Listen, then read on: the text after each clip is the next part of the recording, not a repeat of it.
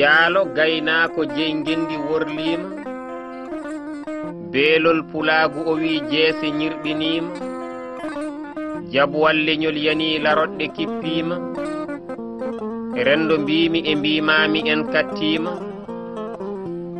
ngendiyankagal hiwti woy ha horfini katantagal muga mumɗi yungini gonga e cuusal ngoyri ɓerɗe jebbili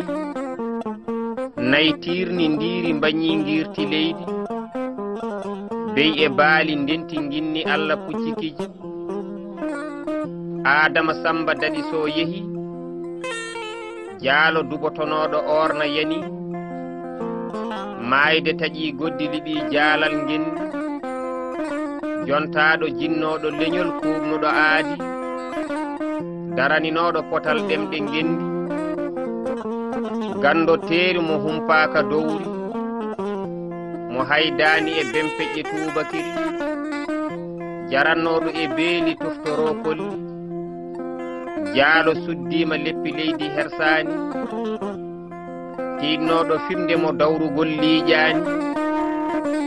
gaalal gando ladde joom jareji aadiyanke denɗo pine e aadaji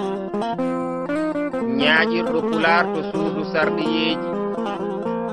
korlannoɗo cerindiɗi dewñina koriɗi jambaro jabtinannoɗo barminaɗi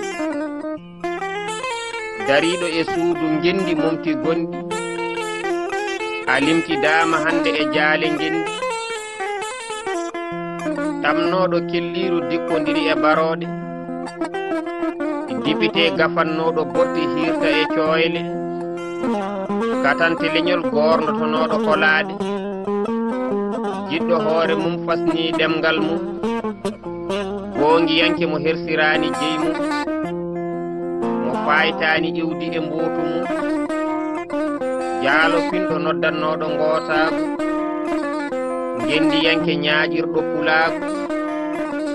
dipite kettotonoɗo fantan e njaru dawannoɗo hirndo e jeyi baaba